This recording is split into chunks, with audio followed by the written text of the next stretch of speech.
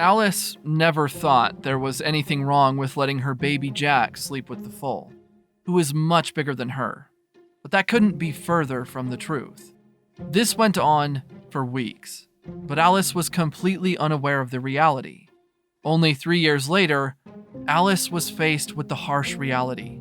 She had made a big mistake by keeping the foal so close to Jack. Alice didn't quite know what to think. The police hadn't spoken to her when they found out what had happened. What was going on? She thought it was an investigation, but she felt there was a lot more going on that she hadn't been aware of. The police got back to Alice in the waiting room 10 minutes later. Before Alice could even wonder what was going on, the police informed her that she would be taken to the interrogation room and that they had some questions to ask. Alice was surprised. Alice asked to be let go. As the police began to explain the situation, Alice suddenly realized that it all made sense. It was all leading back to her. But what was really going on? What happened to Jack and the foal? And why was Alice being suspected? From the moment Alice looked the young foal in the eye, she knew this was the horse she wanted. It wasn't a full-grown horse, as her husband Greg preferred. She wanted a horse that she could be a second mother to, and that seemed perfect to her. Alice had to admit that it would be quite a challenge to raise a foal. In fact, she couldn't even describe everything she had to do for him. At first, she was pretty sure she could raise him well, but as time went on, she began to second-guess herself. However, she knew it was the right decision. However, she had little knowledge of all the different species of horses and how to care for them. When she contacted the seller, she got only vague answers. She didn't fully understand, but she didn't care. She had other things to worry about. The important thing was to convince her husband Greg that this was the right horse for the family. All she had to defend herself with were the seller's statements, such as, "He's the sweetest foal I've ever had on our farm," and "He's great with kids." She hoped they were enough to convince him. Alice finalized the adoption process that afternoon. Although the seller apparently really liked the horse, he was also very happy to see him go. He said it was because he deserved a happy home with good parents. But was he telling the truth? On her way home, Alice began to have some doubts about her choice. The foal, who was given the name Bonfire, would soon grow up and might scare her son Jack. When she got home and looked at Bonfire in the trailer, these doubts quickly disappeared. Alice felt radiant. She felt she had hit the mark. It was kind of a best of both worlds situation. The horse seemed peaceful and seemed to bond with her son Jack, which is what Alice and Greg were looking for. But isn't that too good to be true? As Alice pulled into the driveway and out of the car, she could hear Greg's eyes burning through the window. She hesitated for a moment, then pulled Bonfire out of the trailer. She saw that Greg looked even angrier, but that was to be expected. Fortunately, she found strong support in an unexpected place. When Alice took Bonfire to the stables behind her house, Jack was already there waiting for her. The toddler was over the moon with excitement. He petted Bonfire without hesitation and lay down next to him. Bonfire and Jack immediately seemed to feel comfortable together. Although Bonfire was very excited, he seemed to refrain from expressing it. When Greg entered the stables, the first thing he saw was his son lying down with a big animal. Bonfire, in turn, gave him a few playful licks. Alice couldn't help but smile. It was everything she had hoped for. Greg couldn't stay upset after seeing this, but he would have been damned if he hadn't kept an eye on the newcomer to the family. It wouldn't be long before Alice began to see red flags in Bonfire's relationship with her son Jack. The first thing Greg noticed was that Bonfire was very social with people. It didn't matter how old they were or how they reacted to him. Some people, however, were afraid the first time they saw him. After all, he grew up quickly. How good he was with people, how mean to other horses.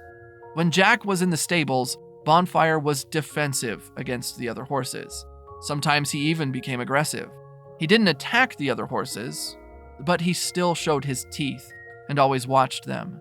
Greg was pretty sure that if one of the horses got close to Jack, Bonfire could unleash real fury on the horses.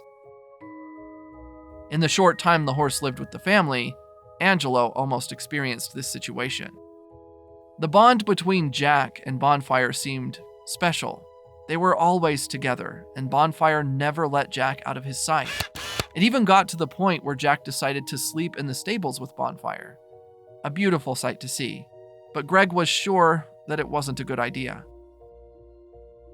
Alice goes to a nearby horse farm with Jack and Bonfire. She already thought this might create tension, so she kept Bonfire close. When they approached the other horse, the situation started to degenerate. Bonfire again began to get defensive against Jack. They had to do everything in their power to contain Bonfire. To continue talking about things that affected Greg in the first week, there was another incident with Tiger that would end up being really significant for the family. You see, Bonfire used to eat a lot of things that he shouldn't have eaten. In most cases, it's not even that bad because Bonfire just got a little sick.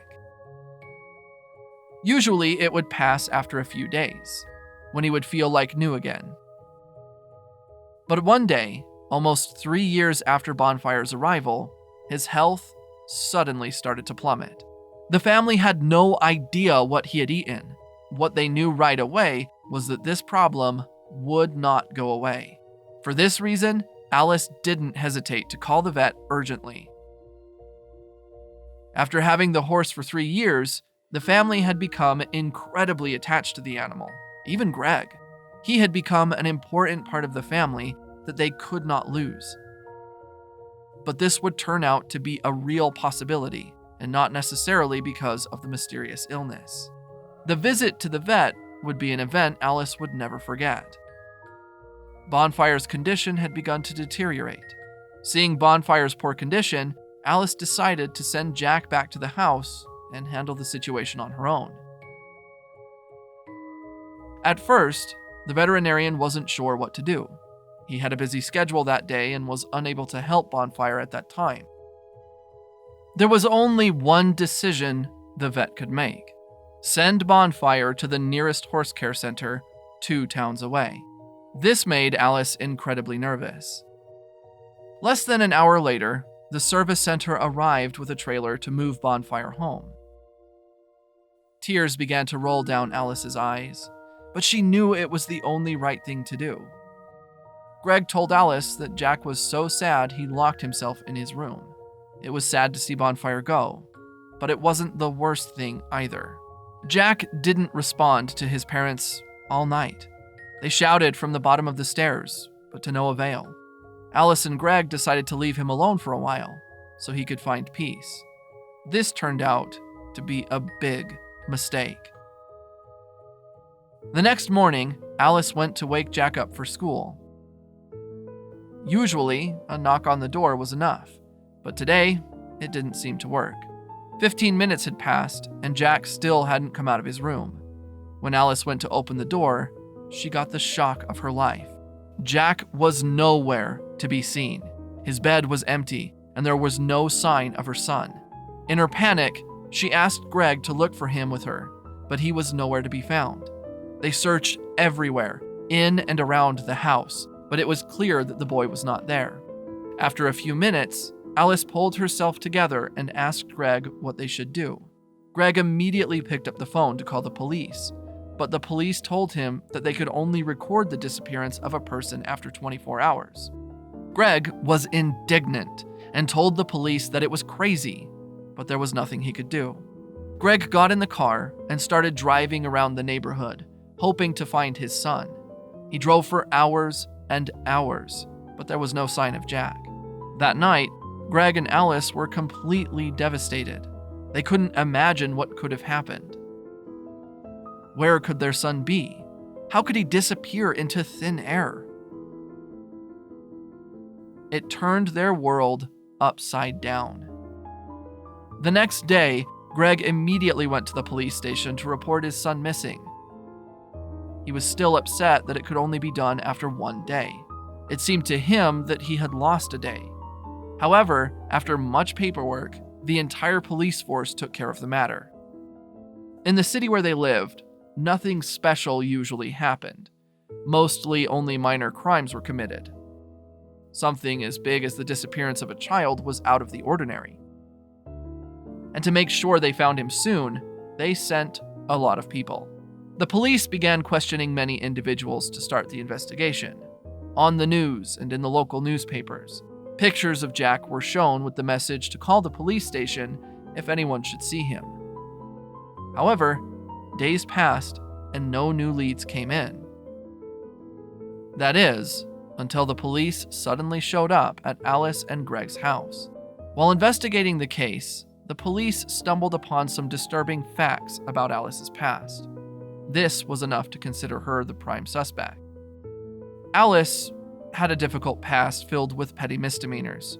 She grew up in a rough neighborhood and saw no other way out except to make a quick buck. She even had a criminal record under another name and had been linked to child trafficking in the past. When the police told her what they had found, Alice burst into tears. She thought that after all these years, her past would no longer follow her, but she was clearly wrong.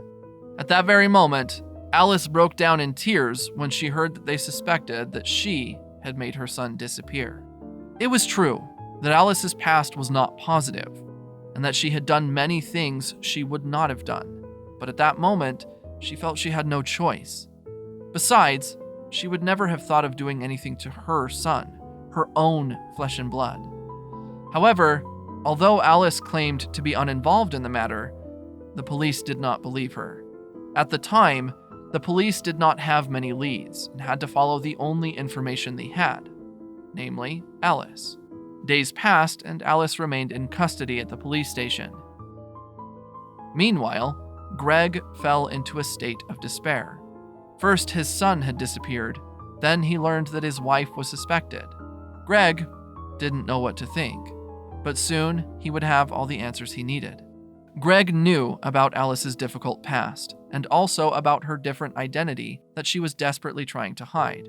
By chance, Greg saw an online arrest notice with a woman identical to Alice when they had just met.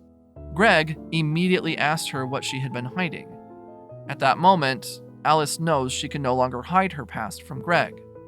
She bursts into tears, telling him all about her past and how she had changed. After much hesitation, Greg decided to stay with Alice. Their love seemed unbreakable. But now, years later, Alice found herself in a situation that Greg had feared. He often worried that she might fall back into old habits and go back down the wrong path. For years, everything went perfectly, but now Greg has begun to doubt that Alice really did make her son disappear. There was no reason to think that Alice could hurt Jack in any way. She was a perfect mother and never showed him anything but unconditional love. In all the fights they had, Alice never said anything wrong or hurt Jack in any way. Everything changed after the police received a phone call. It was late when the police officers opened Alice's cell and told her she was free to go. The girl did not understand what was happening and asked the officers to tell her what was going on. The police had made a terrible mistake and knew it. Earlier that day, police received a call from a man a few towns away. He worked for the Horse Rescue Center. That was the place where Bonfire had been taken to get back in shape and work on his temperament with the other horses. The phone call changed everything. Bonfire was kept in a stable where he received the best care a horse could receive. Bonfire began to get stronger by the day and was on the verge of regaining his health. Everything seemed to be going perfectly, but they kept hearing strange sounds coming from his stable, a sound that no horse could have made.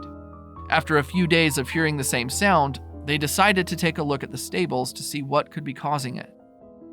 At first, everything seemed normal. Bonfire was standing in the middle of the barn looking happy, and the water tank in the corner had nothing strange about it.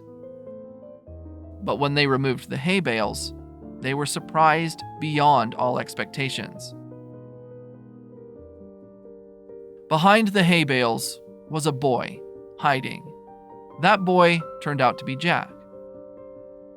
The day Bonfire was taken, Jack sneaked into the trailer and followed his best friend.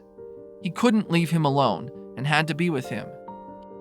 Hearing this, Alice teared up with joy and hugged her husband tightly, who had come to pick her up at the police station.